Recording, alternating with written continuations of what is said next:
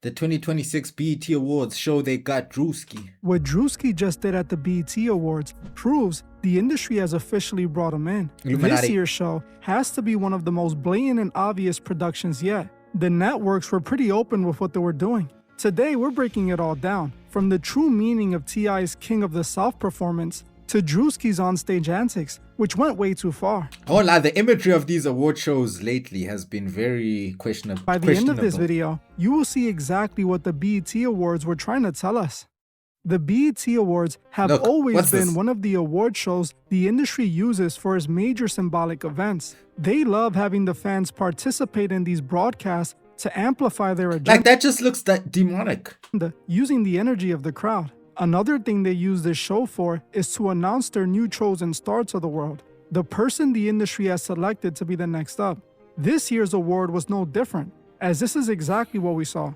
Again, we found strange, questionable imagery in the performances, and we also saw them show us who they have chosen. This year, Druski was selected to host the BET Awards. Over the last year, Druski has become one of the most popular online comedians. His skit pulls in millions of views, and he is constantly going viral. His last two trending moments were his Mega Pastor Church skit and his Erica Kirk skit. Both broke the internet, but were also very controversial and offended. This Erica Kirk skit was hilarious, bro. Many people. Some claim Druski was bad-mouthing people's religious beliefs, while others felt he was just holding up a mirror.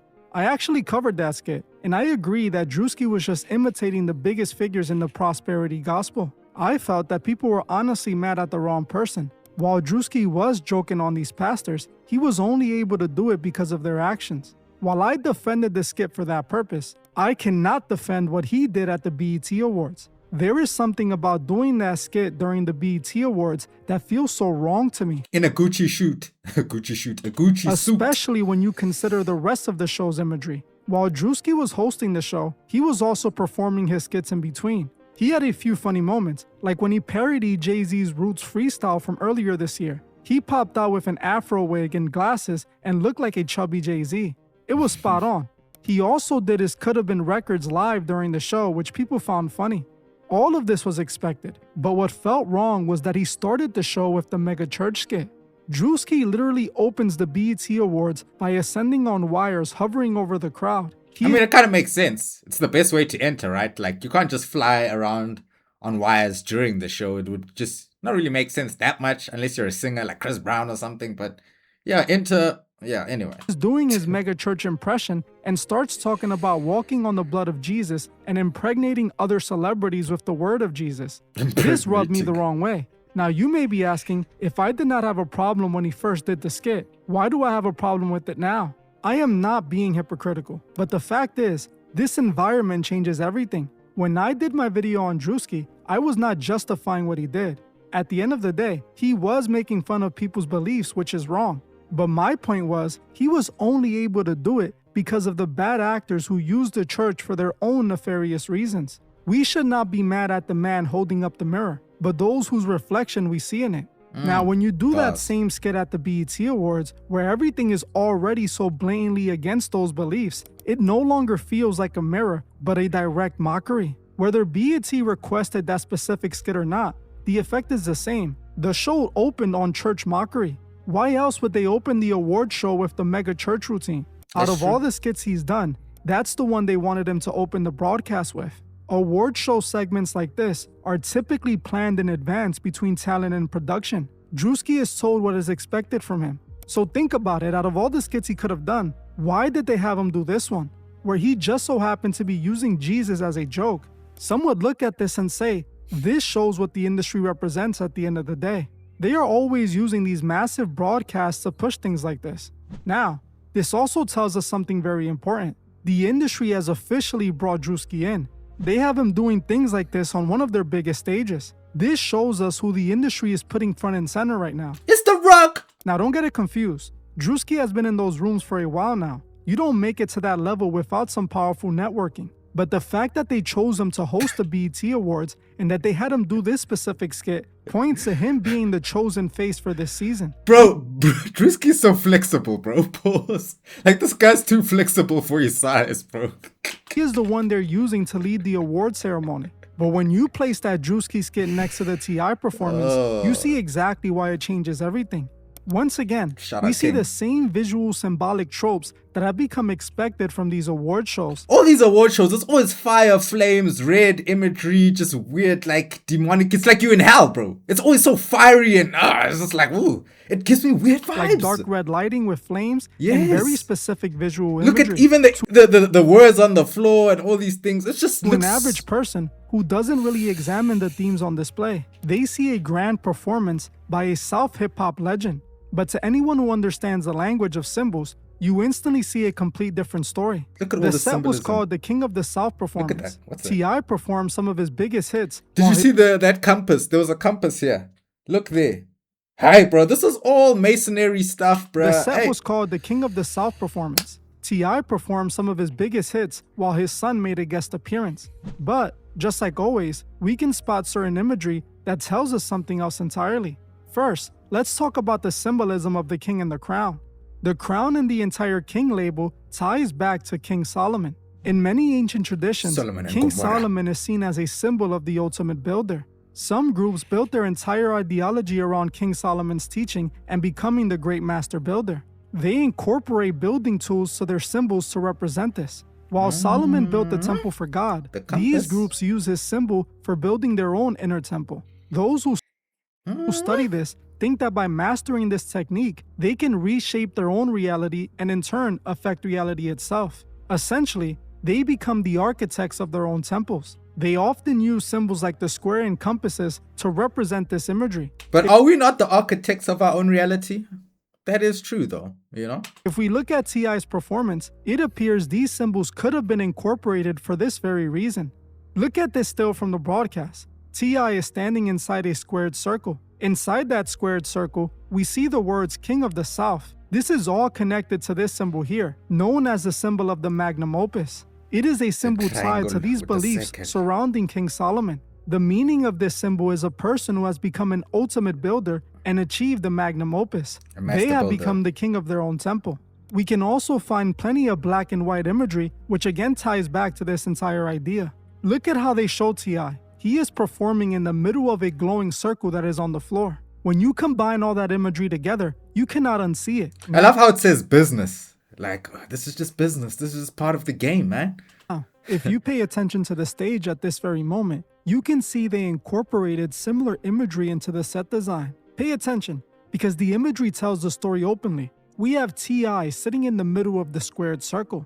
This symbol closely mimics the symbol for the magnum opus. The entire time, T.I. is performing on a literal square. Like I already said, the square is a symbol associated with these teachings. Pay attention to how they position the square in the diamond position. This is because the square and compasses fit tightly inside that diamond.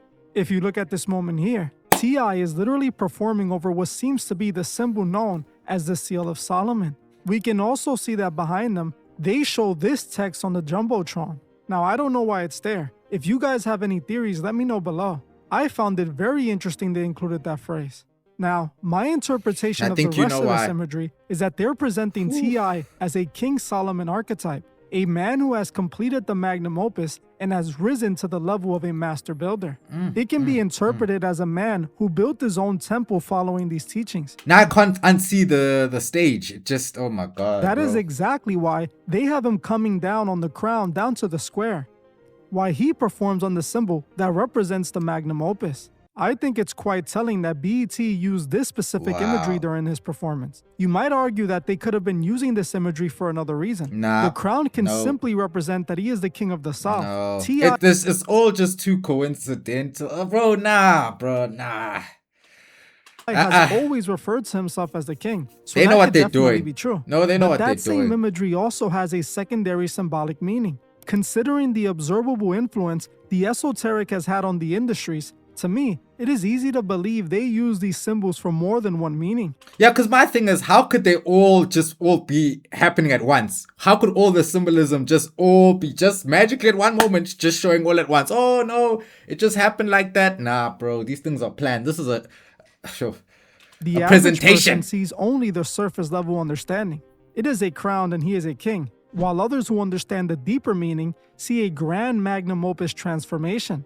You tell me, why else use this imagery? Now, I do not know if T.I. chose this imagery or if it was those who put the show together. For all we know, T.I. doesn't even know what it all means. True. But for whatever reason, the industry loves using this exact same imagery. Yes, because we know who really runs the industry. T.I. don't run the industry. He's a puppet. And you know what puppets do? They perform.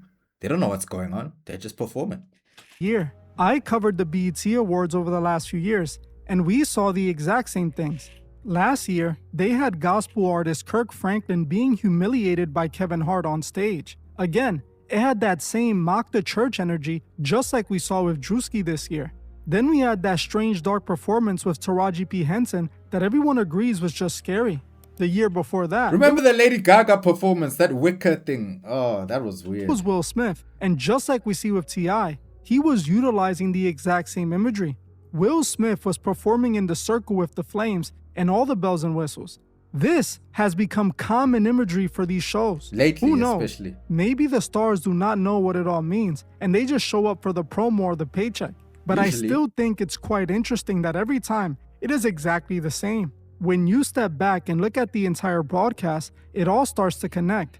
You have Druski being officially brought in, opening the show with a skit that makes fun of the church, cementing his new status on their biggest stage. Then you have T.I. performing inside that specific stage geometry, using the exact same imagery we see them repeat year after year.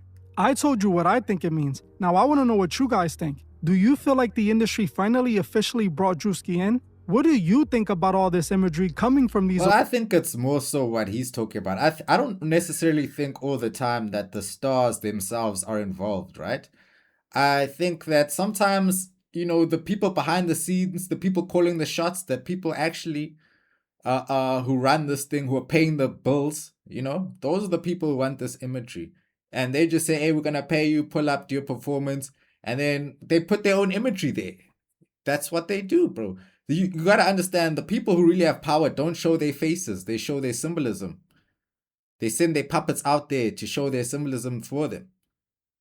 So for me, I don't necessarily always think it's, oh, hey, everybody is into it. Like everybody is into this, the Illuminati club or Masonry club.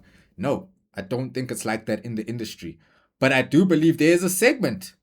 There is a segment of people, a group who, I don't know, whatever you want to call them, who do have other intentions in the music industry, and dark intentions, and you know, just evil minds, and you know. So I just think that, hey, I'm not gonna say Druski, he's that guy, but at the same time, hey, I don't know me either. I don't know Druski. I don't know these people. I don't know what's happening behind the scenes. I don't know.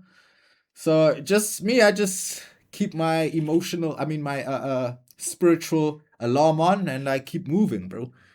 That's it, man. Like, comment, and subscribe. Support Toys on Plays. Catch you in the next one. Pray, man, today.